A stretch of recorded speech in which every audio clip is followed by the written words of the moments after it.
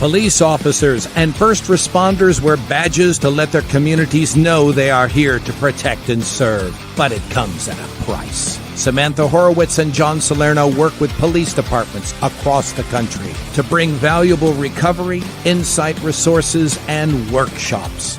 A Badge of Honor TV brings those professionals to you so we can come together and revitalize communities through a better understanding of what's at stake and what's required for repair. So take a load off and turn up your TV. It's about to get real. Hey, welcome to A Badge of Honor TV with John and Sam. We are powered by the OBBM network.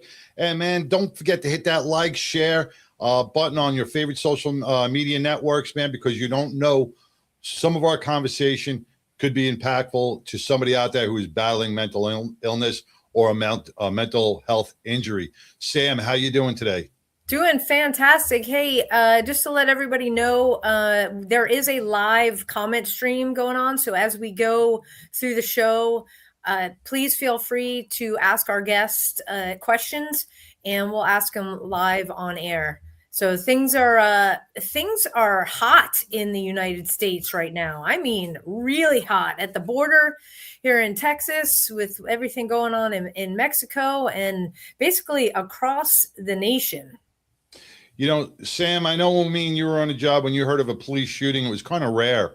You know, they were far and few between. It seems like every time we turn on the TV now, even in our own hometown here in Texas, we're getting more people that are brazen enough to challenge police officers and raise their weapons, and putting in an officer into such bad positions where they have to take a life or severely injured somebody.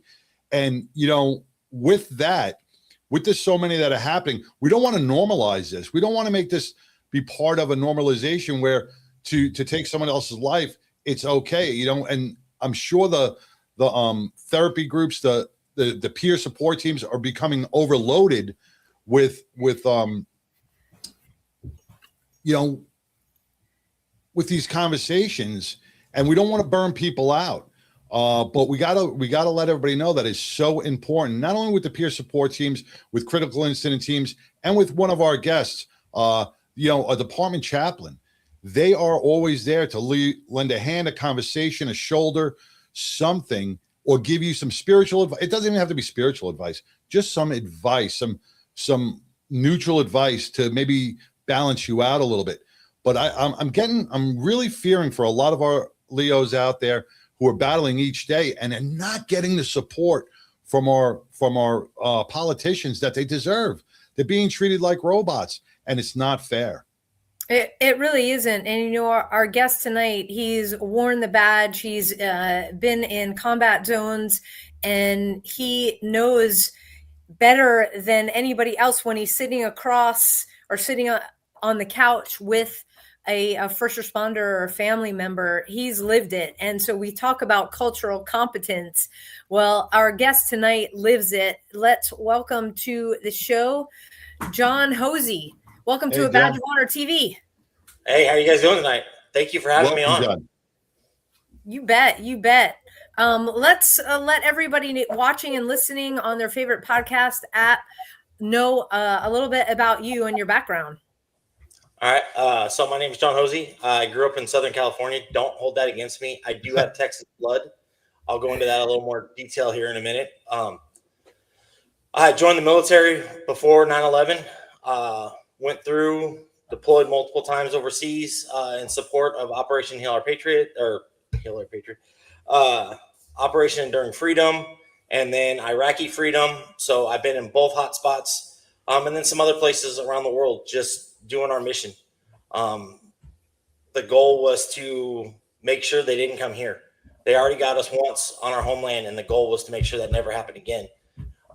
So did that on 9 June 2012. I hit a 500-pound IED with my team in Afghanistan. So I spent 6 months in the hospital learning to walk, learning to talk, and learning how to function and just be normal again. And when I say normal, it was a new normal. It wasn't the normal that I had before. My identity had been stripped away. I didn't know who I was going to be. And literally on a Friday, I found out, hey, next Friday, you'll be out of the Army. So my entire world shifted upside down. We, thank God we had some awesome family that were like, hey, come to Vegas, welcome you in. And I still searched for who I was during that time. And the wife finally came to me and said, hey, you have a choice. We can either get divorced or you're going to go with me to this program. And I ended up finding God at that program. Gave my life to Jesus. It happened to be in Alaska. When we left Alaska, the real world hit me when I came back. But I stayed strong in my faith and stayed with it. Came to Texas for a retreat. And in that time, God called me into ministry. And I honestly looked and prayed and said, God, you've got to be talking to the wrong person. There's no way you want me covered in tattoos to be in ministry. You're dialing the wrong number. You got to put down the pipe and stop smoking it, because that's not, you got the wrong person. And it turned out he didn't have the wrong person. I ended up that same time of hearing that calling, got a call to go back to Afghanistan. When I got medevaced, I didn't leave under my own free will.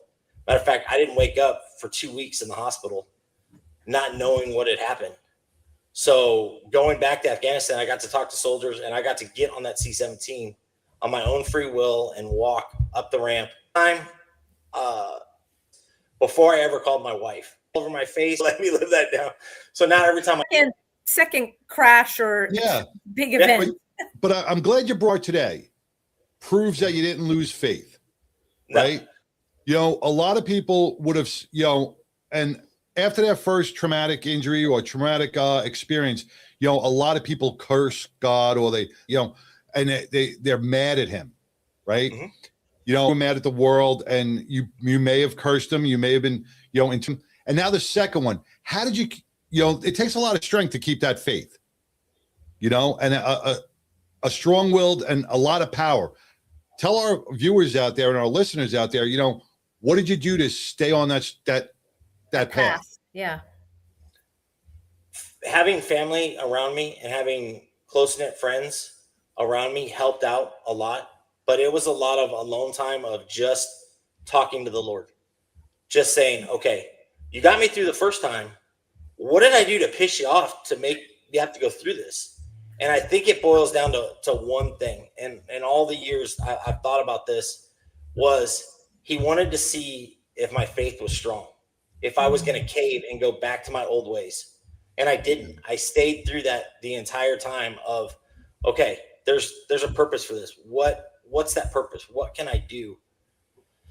Yeah, we have talked about this in some of our workshops, because people come from different backgrounds and everything like that, and some are every Sunday, but some have just every day they do something to better themselves or keep that connection and a faith walk, if you will. And knowing that in first responder, if you're a first responder, it might seem like you're being tested every single day, whether it's just the stress of the job or, bad stuff happening, line of duty death, maybe something happens to your partner or something that affects the entire department. And, we come to that willingly. Okay. Mm-hmm. So whether you want to look at it as a test of faith, or whether you want to look at it as you're walking out your journey of faith, if you trust that he's always there, at least for me in my journey, that kind of settled me down to be like, okay, things may be like messy and chaotic right now. Just have the faith that it's supposed to be like this. It's not going to last forever. And this too will pass. And with that, I think a lot of certainly veterans, and like I said, talk to veterans and first responders in our workshops, they some of them say the same thing. And certainly if you feel like you're being tested every day and you have that stress, that's when you got to reach out. And we got to take our first break right now and talk about a company that supports patriots in everything that they do because they know and understand what it is to try to hold family together when maybe you can't be at your kids' sports games or you miss birthdays and stuff like that, or you're deployed. So let's take our first break, then we'll come back and continue our conversation with John Hosea. Stay tuned, everybody. We'll be right back. When you choose Patriot Mobile, you're not just picking a wireless provider. You're choosing a company that shares your values. It's easy to switch, and you can keep your number, your phone, and most importantly, your values. With Patriot Mobile, you get the power of nationwide coverage on all 3 major networks. That means wherever life takes you, we've got you covered on the same reliable networks you already know and trust. And when you need us, we're here for you right here at home. Our customer service is 100% US-based because we believe that support should come from people who understand you and your values. At Patriot Mobile, you're not just another call, you're a priority. In today's world, where you spend your money matters more than ever, every dollar is a vote for the kind of future you want to build. Join the thousands of Americans making a difference with every call, every text, and every connection. Choose a company that shares your values. Choose Patriot Mobile.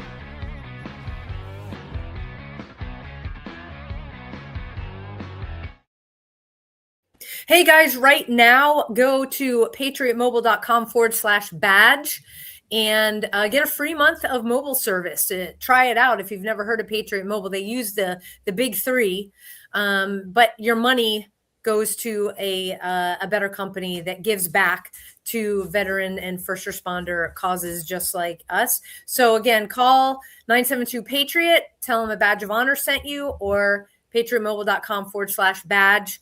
Free month of mobile service. Try them out now. Back to the show. All right. Well, welcome back to A Badge of Honor TV with John and Sam, with our special guest, John Hosea. Hosea. There we go. Yeah, and I see it's that short-term memory lapses that I have that they scare the hell out of me every once in a while. You know, before we left, we were talking about the critical incidents, peer support, and we're talking about our chaplains. And they are so undervalued sometimes in many departments and so underused. And, you know, John, you had an interesting story. You know, you were tested a couple of times, you know, injured severely, and you still held your faith.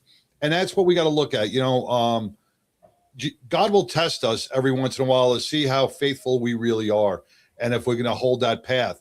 And so many veterans that I've spoken to and so many law enforcement officers that I've spoken to have said, you know, after a critical incident, you know, that was my major part of my healing, was finding some part of religion straight and narrow, because especially those who were severely injured and lost their jobs, who lose their sharing that with us. But we want to talk about the chaplain aspect and the role you work. Mm-hmm. And then how do you find yourself reaching out after a critical incident, or do the folks? So what we have, anytime there's an officer involved, critical incident, after they call the sheriff, after they call the chief, I'm the next call that they make, not the health side. All of our officers, when they're involved in a critical incident, they have to come see me for a certain amount of time, just depending on what's taking place. If it's a shooting, it's usually a minimum of 10 times they have to come in. And even if they want to sit and stare at me for an hour, they still have to come in and talk. But I've developed a relationship with all of them. I go in, even when I'm not going on a ride along, just to check on them, just to see how they're doing. They have become family. And I look at every one of those deputies and even our PD side, when they're out, I'll go over and talk to them, just checking on them, seeing how they're doing. I have a unique situation here in Hood County where I don't just have the law enforcement side. I also have the EMS side, and we have a volunteer fire service. So anytime anything happens with those guys, I'm one of the first calls they make. Hey, I have a guy, he's struggling, or a girl that's struggling. Can they come see you? It's real easy for us to talk about the guys in the field, but there's one that we always fail to mention, and that's the dispatchers. Our dispatchers hit it just as hard as our officers do. Sure. And they're forgot about because they're in a room. They hear the initial call, and a lot of them, they're 20 calls down the road when that other call is finally finished, and they don't know what the outcome is. So I go in and check on them constantly, and I see a lot of them, which is good. It gets them a place where they can talk, where they can get the stuff off their chest, and it gives them a place where their spouse may not be a first responder and doesn't understand the mood swings, doesn't understand the outbursts, where they can come in and talk. And, our deputies, one call I just before we got on was on the phone with one of them who literally had gone from a missing kid to a cardiac arrest kid to dealing with someone that was under the influence of narcotics. So literally in an hour-long period, he had gone from call to call to call and was expected to maintain professionalism during that whole time. And he was like, dude, I don't know how to do it. And I had to remind him, it's a calling. It's not anything other than a calling. God knew what you were getting to, and he called you into this, and you're fit for it. Yeah, it's a mental health roller coaster that the human mind was really not built to sustain over a 20-year or a 30-year career. And that's what a lot of people fail to recognize, that you go to these highs and lows, almost like an AFib, or you're in VTAC, man, all the time. And it does damage to your brain. It does damage to your immune system. It really breaks down and wears on your body, not only mentally, but physically, emotionally. It hits every receptor. And when there's nobody there, no EMT or therapist or chaplain there to help fix that problem, the end results can be deadly. Mm-hmm. Yeah. When was the department that or your county rather, were they always set up like that, or was that a big change with an administration change? It actually was because of a critical incident. We hadn't had a critical incident here in Hood County since 2013 when we lost the deputy. So they hadn't rewrote the manual. They hadn't done anything. We had a peer support team that was set up, but it had never been used because we just hadn't had anything happen. It had been smooth sailing. And then all of a sudden it literally, boom, this shooting happens and we're balls to the walls trying to figure out what we're going to do. And literally we had to shift to come up with a plan to get these people in place. And then the sad part is 13 months later, we had another shooting. Thank goodness all officers were good. They all went home that night. None of them had to go get checked out. Mentally, they're doing fine. But it was getting past that to where we rewrote the manual. We sat down, got them all to come in, and gave them a place that they could vent. And I still, to this day, I check on them. And it's been 6 months now, and I'll go in and check on them. Hey, how you doing? Or I'll intentionally go somewhere where I know they are and check on them just to see how they're doing. That's so important, the follow-up. Because, the general, if you go through the CISM training, it's the debrief and then poof, and then, okay, you're good. Call us if you need. I mean, I certainly experienced that myself after 9/11. We got to take our next quick break. We will come back and continue our conversation with law enforcement chaplain John Hosea. Stay tuned, everybody. Look, when you need to respond to an aggressive situation to protect yourself, your family, or your property, understanding your firearm and legal position are critical. Officers know your skills are only as good as your commitment to training. So know what you're doing. So when you're in a vulnerable situation, we can count on your response. Whether you're a beginner or a licensed gun carrier, Carry in Texas offers basic firearms training, Texas permitless carry courses, license to carry, and basic 2A courses so you can understand the responsibilities, situational awareness, and learn the technical skill required when you carry your firearm. Go to carryintexas.com to find the right course for you. Join me, former United States Secret Service agent Samantha Horwitz, on the range for beginner basics, LTC prep, and range practice. Go to carryintexas.com today. That's carryintexas.com. Hey, welcome back to A Badge of Honor TV with John and Sam, with our special guest, retired Leo, veteran, chaplain, EMT. Hostage negotiator. What? Hostage negotiator. Yep. John Hosea. John, before we left, we were talking about some critical incidents, and you brought up you sparked something in my head, like I said, short-term memory. But what you said about Hood County, where you haven't had a critical incident since 2013, and this is where it's so important, even for our small departments. Back in the 90s and in the early 2000s, the bigger departments, you always heard about them having problems, critical incidents, shootings, this and the other thing. Everybody said, "Oh, these little Mayberry departments, nothing's going to happen." You know what? Size does not matter when it comes to our police departments. If you have a 6-member police department with 4 reserve officers, in a 2 square mile area that you patrol, something can happen. We have to be prepared. And that's where our commanders fail. They go, "Oh, we only got 6 officers. We don't need that." Yes, you do, Chief. You do need that. And you need to make sure that you guys are always on your game, because the smaller departments are the ones that are tight together, but they feel it the worst. Because if they lose an officer with 6 guys, it's not like New York City when you got 40,000 members and one guy gets shot. And that's not demeaning anything, but when a guy gets shot in the Bronx and you're a cop in Brooklyn, you don't really know him, but he's a family of blue, so you feel, but you didn't know him. These smaller departments, they're a tight-knit family. They all know each other. They all know their families together. So, Chief, this is where it's so important for our chiefs and our commanders to really step up and be the commander that you swore your oath to be to your officers. Mm-hmm. I agree 100%. I have 40 deputies that I work with. We're at 20 dispatchers. That doesn't include admin staff, where a lot of our admin staff are our deputies too. Yeah. So I have to check on them and make sure they're good too. And I have 3 other volunteer chaplains that work, and they're older. And they, don't get me wrong, they're great people. I love them to death. But our deputies can't relate to them because they don't have that real world experience, where someone that's been in the trenches or someone that's actually pulled the trigger understands the vapor trail, understands all of that different stuff.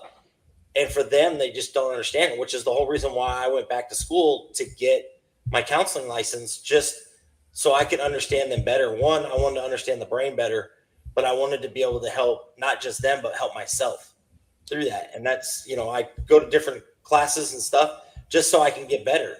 I know you had a bad experience with EMDR. Yeah.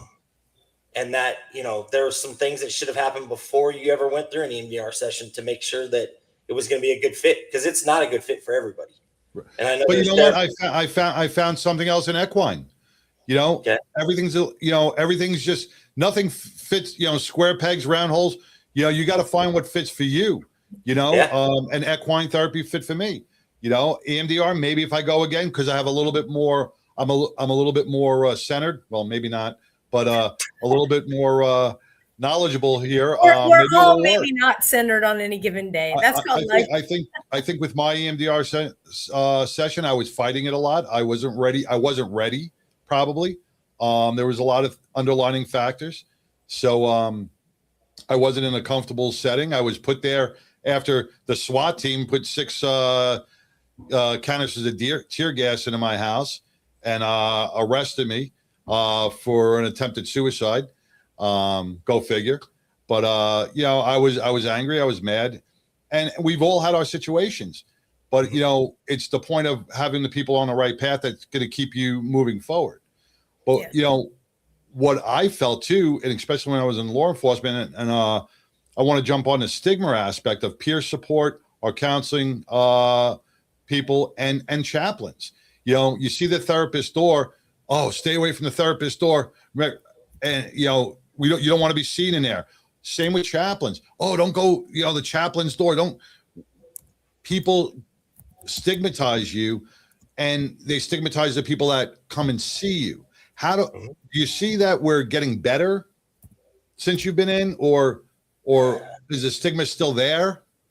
The stigma is still there with older officers. I won't meet a deputy or at the office.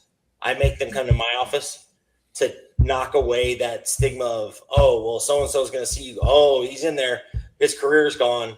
Take away whatever he's doing, kick him off whatever specialty he's on, and bring them, out here to my house where we can sit down. I have an office set up that you can see behind me, and I make it as comfortable as possible, for them, where they they don't have to worry about somebody seeing them. My neighbors ask all the time, hey, I noticed there was a DPS car, or there was a game warden, or there was, a bunch of sheriff cars. And I'm like, oh yeah, they just came by for coffee. They don't even know what's going on inside. That's fine. That's good. It's the point is to get them the help they need. And if I have to sit in a coffee shop and talk to somebody, that would be a great thing for our politicians, because they're lazy as can be. To open a Waffle House in Hood County would be perfect. I would put an office in there. You may be onto something, John. Exactly. You really, because who wants to talk? And I don't want to mention the department, and Sam, me and you walked in a couple of years ago to a department, and right next to the chief's office was the peer support office, the therapy office. The mental health office, and it was right next door to the chief's office. And it's like, what officer is going to go into that mental health office with the chief right there? He's just not going to want to do that, because he's going to be questioned. He'll be, it's just, placement and atmosphere is so important when you want to open up and you want to speak. Yeah. And, before we took our last break, we were talking about follow-up, because John, you and I have both experienced critical incident stress management, that debrief. And then, because of our experience is like, well, what happens now? And it's like, oh, just call us if you need anything.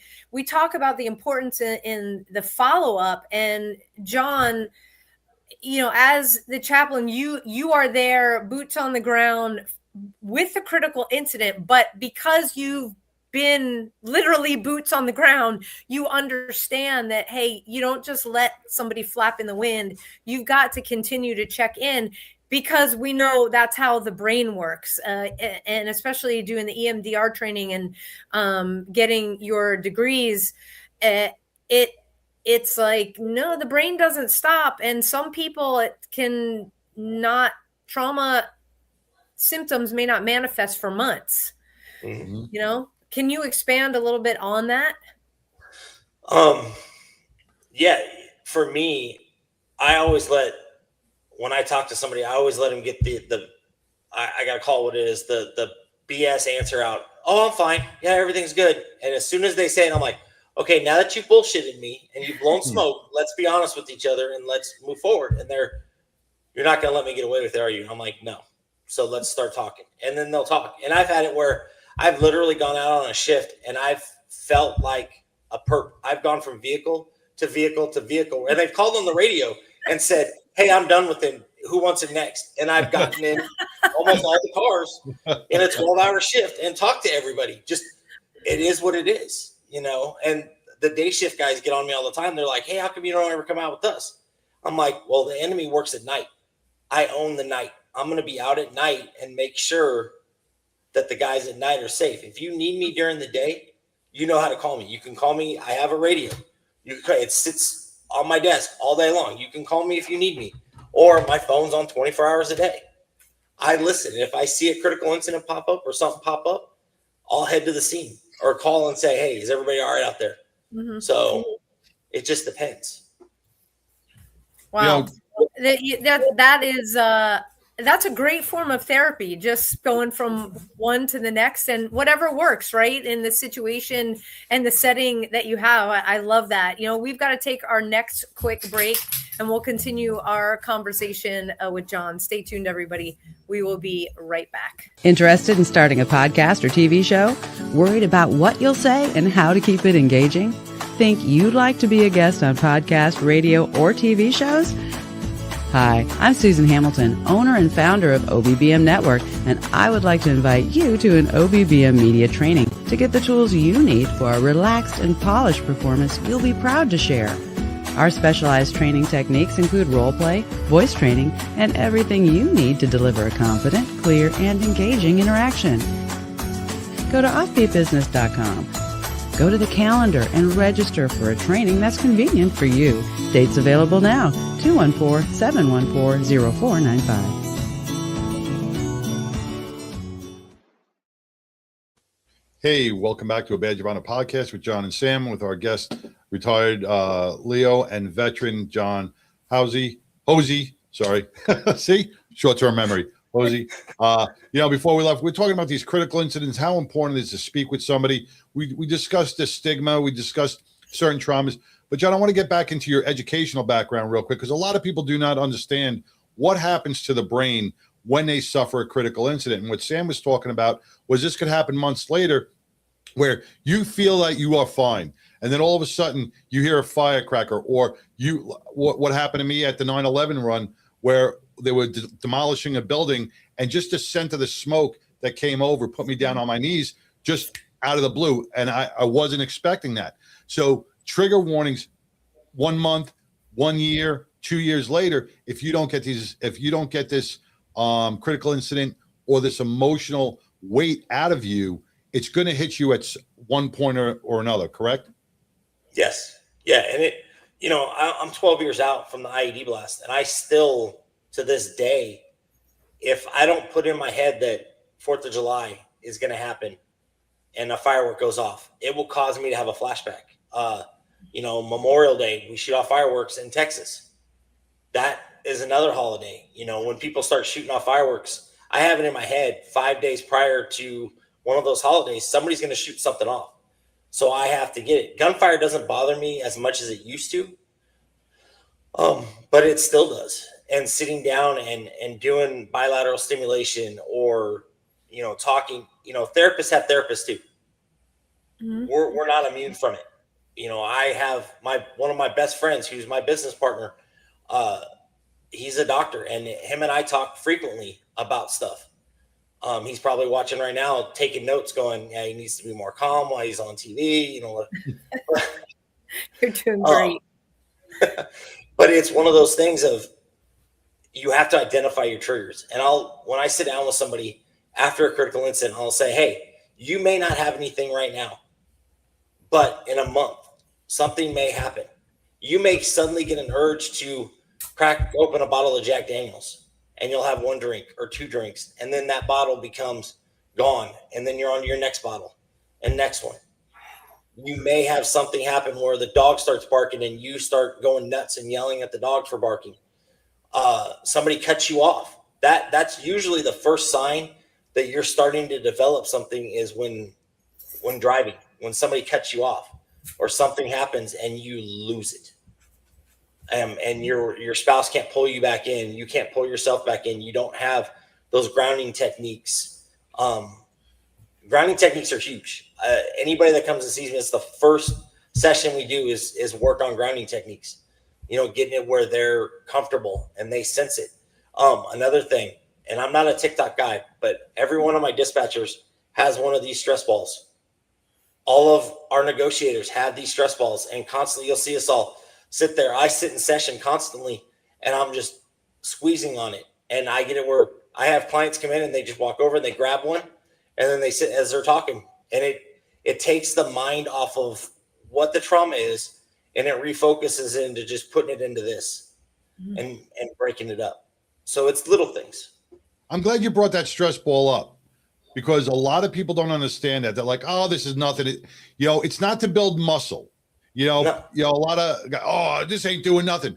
But you brought up an amazing point with that stress ball and how important that stress ball is, because it takes your mind out of the loop that it gets in, because now you got to keep squeezing your hand. And if it doesn't work in a minute or 2 minutes, keep going. All right. It will eventually get you out of that loop. Yeah. So I'm glad you brought that up, because a lot of people, those stress balls are so good, but people discard them because they're like, oh, this doesn't work. Yeah, let's talk about EMDR, because, for me, it saved my life. A lot of first responders have had great success with it. You're an EMDR specialist. Can you kind of break EMDR down for those people watching and listening on their favorite podcast app? So EMDR is rapid eye desensitization. It's it's long. Yeah. It's long. We've got to come up with a better term for it, which is why I think they came up with EMDR. So for me, I have a checklist that I follow with every one of my clients to make sure that I give them the benefit that they need from it. We only talk about one incident. I'll only do one incident at a time. I have friends that are in this business that they'll do 3 or 4. I don't feel comfortable with that. I'm not going to overexert myself to make the client not feel comfortable. So we'll talk about one incident. We'll break that incident down. And a part that I've added to it is I make them find a safe place, a place where it's between them, and I add God into it. It's just, the chaplain part of me comes out to where they feel comfortable. So as we're doing the movement where we have the light bar and the light bar is going across, and I'm asking them questions and they're watching the light move, or and they're sitting right there. The paddles. Yeah, the paddles going off. Anything to get them distracted to where that memory is not spinning at 1,000 miles a minute, and we're getting it to slow down to where the first time my goal is to get it where it slows it down, where they only think about the incident maybe twice a day. The next time we go back to it, they're only thinking about it once a day, and then getting it to where it's once a week, maybe once a month.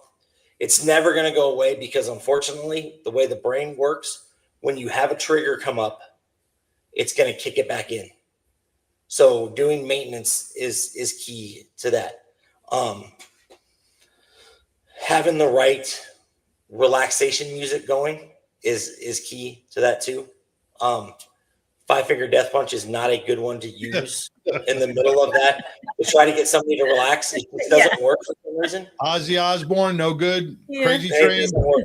It doesn't work. So getting the right relaxation kind of music. I have found that ocean waves or thunderstorms with light thunder really work to get their mind relaxed and watch them. If I sense while we're doing a session, if somebody's moving around a lot and they're not comfortable, I'll stop the session midway through. It's not worth them having a bad experience, because at the end of the day, the goal is to get them the recovery that they need. So if I can stop, regroup, reground them, see if we can get them to balance out. And if they don't balance out, that's not the right time for them. I only do it with critical incident. I'm not a specialist when it comes to dealing with people with alcoholism or drug addiction. That's, I went through the training for it, but I don't feel comfortable doing it. I'll send them to somebody else that specializes in alcoholism or drug addiction for that. But when it comes to critical incident, I'll take that incident and we'll just break it down and go through it. Now, and speak with the lights. John, after a critical incident, when is a good time to start that EMDR therapy? Is it 1 month or is it later on, 3 months? It's usually not right after the critical incident, correct? No, it's not. It all depends on the individual. If they are showing signs right away, I'll start with bilateral stimulation, and we'll do 6 sessions or 4 sessions of bilateral stimulation, which the way I do it is they'll sit there. I have an eye mask that I got off of this is the greatest mask in the world. Oh, wow. Look at that. $59.95 on Amazon. It blows heat. It's a migraine mask. I literally have them put this on and I'll play the thing and it just brings them down. It just has them relax. And it's massaging their face. It's blowing hot air into it. And it's just relaxing. This thing alone, out of all of my clients, and I have a full book right now, 90% of them have bought one of these off of Amazon. What is it called? And what is it called? It's just a migraine mask. That is all it is. It is for migraine mask, but it works wonders for post-traumatic stress. Is that something that you can wear when you sleep? Will that help you when you sleep, or is that not good to keep on all night? I'm sure you could. I haven't tried it. I've thought about trying it, and I haven't. With 6 dogs, I'd be afraid I'd jump out of bed and not take it off and crash into something. No, reason being is because when you bring up getting into that zone, REM sleep is so important. And I know I failed to get it. I'm sure Sam, you failed to get proper REM sleep where we can't file, our brains don't have a chance to reset and it just keeps spinning. I was wondering if that would help with getting yourself into one of those a relaxed mode, into a deeper sleep. And on top of that, maybe listening, and I'm not too sure about how far you into this with like the different types of sounds. Like you said, you bring music in. So I know there's like blue sounds, green sounds, white noise, and different types of noise for different parts of the brain. Have you ever worked with any of those? So for me personally, I sleep with ocean waves on. My wife prefers thunderstorms to get her into her REM sleep. Whereas I use that. But what I have found is, and I don't do it lately, and it's my own fault. I'm not practicing when I preach, but Dr. Grossman, Lieutenant Colonel Grossman, great author, really good guy, has done studies on sleep. And what he said is, if you just put a regular mask, like one of those masks that we get on airlines or whatnot, and you put it on and it blacks everything out, that will help you get into REM sleep. Yeah, I do that, and brown noise is my thing. I have the mask, and it's good. You know what else helps us relax or gives us the boost that we need? Coffee. And each week we talk about our partners over here at East Texas Legends Coffee. Founded by Ben and Amanda Holmes, it reflects their journey from Ben's Marine Corps service and law enforcement career, overcoming PTSI to finding purpose in ranching. Relocating to an East Texas ranch, they identified a need for a local coffee brand. Now they're opening their first coffee shop in Lindale, Texas, rooted in faith, family, and community. Their mission: inspire purposeful conversations over coffee. Drink coffee, be legendary. Go to etxlegendscoffee.com. Use promo code BADGE for 15% off coffee and merch, or just hold your phone up to this fancy QR code on the screen and the website will pop up again. That's 15% off with promo code BADGE. Thank you, Ben and Amanda, with East Texas Legends. Here's the merch that we have. Keeps your coffee hot all day. It doesn't get better than that. Nope. We exist on the stuff. Everybody's different, but now back to the show. Yeah, well, drinking a coffee is better than opening up 3 bottles of Jack. Yeah, I'll tell you that right now. Yes. So it's a lot less damaging. Sarah posted Sarah Hosea posted the eye mask link. So if you guys are watching on Facebook, you can see the eye mask link right there, or when you can watch the recording or the replay tomorrow, and it'll pop up on the link. So thank you so much, Sarah. I'm definitely going to get one of those on Instagram earlier. So I am going to definitely buy one. I'm going to try it out, and I'll let you know. I'll reach out to you, John. I'll let you know how that worked for me, because my sleep patterns are horrible. And if that a little 30, how much? $35? It's $56. I mean, come on, it's the hot air. Yeah, if for $56, it's well worth it. Yeah. And even if it doesn't work, then I just got a mask that I can screw around with my grandkids with and just scare them. It kind of looks like ski goggles. Yeah. You'd scare them. You might scare Tara if she turns maybe.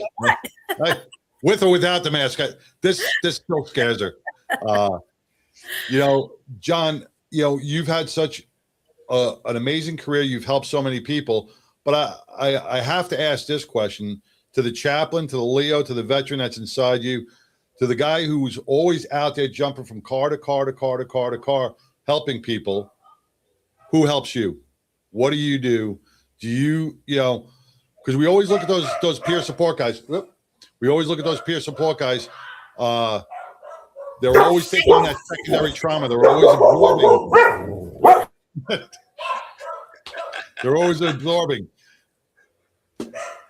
I keep waiting to hear mine go off too, because I know, Sarah actually is my wife, and I cannot take responsibility for the mask. She's actually the one that found it and was like, "Hey, you should try this."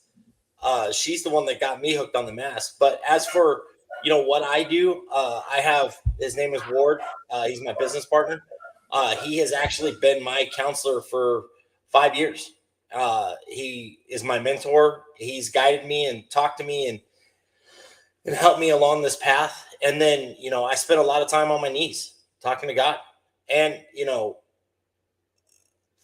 deputies ask me all the time, they're like, "Well, what do you do?" And honestly, listening to them helps me because it normalizes those feelings that I have. And the same feelings I'm sure you guys have, where it takes away that stigmatism of, hey, we're broken. We're not broken. We may be wounded, but we're not broken by any means. And to know that we're not alone and have somebody that we can talk to and vent to, and they can vent to us. And that's the whole thing. We're family. No, you know, I definitely we're get that. Federal, state, or local. It doesn't matter. We're all the same. But sometimes our support people, you know, they take it all on and they're breaking inside slowly, and they fail to realize, because no one's asking them, are you okay? You know, because they, you know, so the therapist always needs a therapist. The peer support always needs a peer support, you know, and like you said, it's the family atmosphere. We all have to help each other, and we can't. We have to help each other and just make sure that we're all okay and we stay okay. Yeah, we have agreement from our four-legged friends with all this. Hey, John, how do people reach you, get in touch? So they can go to my website, which is jumpmasterlifecoaches.org, or they can find me on any of the social media platforms, LinkedIn. It's just Chaplain John M. Hosea. Okay, so across all social media, it's Chaplain John M. Hosea. M. Okay. Yep. Yep. Got it. Yeah, your website is robust, has a lot of good stuff on it, and you know, I think some people are afraid to bring faith into work, let's just say, and we shouldn't be afraid to do that, especially when it comes to walking out a trauma. You've got to trust somebody else to help you with that. And as first responders, we're the worst at that. But knowing that, you know, John is culturally competent because he's been through it is very comforting. And I know that you are helping so many of the folks in your area. You know, one thing before we end, I just want to clarify to all our listeners, you know, the word chaplain doesn't mean just because you're not Catholic or you're not of that faith, you cannot go see him. Whatever religious religion field you're in, or whatever, whoever you follow, or whoever you have faith in, Muslim, Jewish, you know, Orthodox, whatever it is, just because the word chaplain is there doesn't mean you can't go. All right. This is not specifically just for Catholic or whatever. It's open to all faiths. So, you know, don't be stigmatized by that you can't go see a chaplain because you're of Jewish faith or a Muslim faith or an Orthodox faith. You can still go. Yeah. And one thing people fail to realize, even if I don't know the answer, I have no problem searching for the answer for them in any faith. I've given last rites to people that were Catholic. There wasn't a priest available, so I had to give them last rites. It's just one of those things. Thank God I paid attention when I was a kid and going through catechism. So, you know, it's one of those things. We adapt and overcome any way we can. So absolutely. Well, John, this has been an enlightening conversation. Thank you for kind of peeling back the layers of EMDR and letting us in to see how you do it, because it's grown as a practice in so people, you know, whether you have the earphones or just the lights, the paddles, there's many different styles and ways. So that was extremely helpful for people to understand. Thank you for your service to our country. Thank you for your dedication to wanting to continue to learn, to getting all those letters after your name, because like I said, you are helping a lot of folks and we greatly appreciate it. Yes. Thank you, John. Appreciate it. Thank you for what you guys do. All right. Stay safe, brother. Stay safe out there. All right. We'll be in touch. Take care. Bye. What a great conversation. Yeah. A fantastic conversation. And, you know, every workshop that we do, no matter what department and what kind of first responder we're talking to, everybody asks about EMDR. So this was perfect to make it real and be like, hey, it may not happen for a month, 2 months, 3 months, whatever your timeline is, your timeline is. It's not like somebody's going to shove you on a couch and put paddles in your hand, right? So that was great. It really is. And you know, mine was over a year before I got help. And yeah. And you do one at a time. You can get through EMDR in 3 sessions, or it may take you 15 or 20 sessions. Yeah. But or 300 sessions. Or 300 sessions. Yeah. Just don't give up. And it's hitting one trauma at a time, and Absolutely. overcoming them and learning how to live the new normal, exactly. within yourself. So it will help. Yeah. So if you connected with John tonight, reach out to him. Again, I'll put his website up, Jump Master Life Coaches, plural, coaches.org. And, we've got a robust partnership kind of network, and you can find that on abadgeofhonor.org. Just scroll down and you'll see the logo, click on the link, and you land on the page. And we've got some exciting stuff coming up. We are working with departments in the North Texas area right now. We've got a bunch of workshops scheduled that take us all the way through May, but we've got a fundraiser in April. We just confirmed the place. We just confirmed the time. We just made our deposits. And it's going to be a lot of fun, and it's going to raise a whole bunch of money for first responders. And all the money that we raise goes right back into our programming. But hey, if you don't want to wait, there's a little blue donate button on the website. Go ahead and click it. And wherever you're watching from social media, excuse me, go ahead and click the like or subscribe button. We really appreciate it. Keep tuning in each week, and we'll be now that we have the deets, more deets for the fundraiser, John, I'll be able to get that on the webpage so that people can. Yeah, we're going to be heading out there this week to just check out on for the table arrangements, and to see how many people we can fit, because it's going to be a great fundraiser, but seating is limited due to fire code. Yes, so this is going to be a casino speakeasy night. There's going to be some twists and turns going on through that night. It's going to be a lot of fun. And it's going to be kind of gambling and casino for a cause, but there's going to be a lot of fun. And we're going to have like I said, some twists, some turns, not murder mystery, but hey, who knows? Somebody could get whacked. Somebody could get whacked.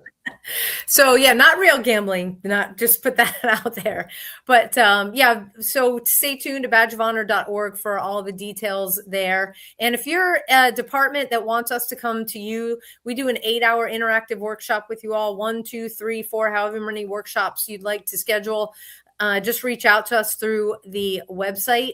And for all of the first responders out there, you've got a group of prayer warriors that pray for your safety and to get home every single night.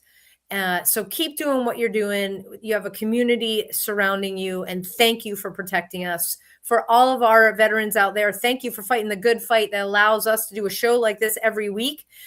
And for our active duty personnel, things are heating up across the globe. We are praying for you as well. Thank you for keeping our shores safe.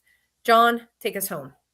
Man, if I learned anything on this show today, is that when Jesus calls, it's not Jesus, answer the call, because that could be your calling. And I think I sent it to voicemail a lot of times. But once again, man, don't fail yourself. Reach out and get the help that you need. It's not a stigma that you need to have on your shoulders as well. Until next week. Take care, everybody. A Badge of Honor podcast is produced for the OBBN Network podcast and protected under copyright law. For content permissions, please submit your request to abadgeofhonor.com on the content page. For OBBN Network programming information, please call 214-714-0495 today.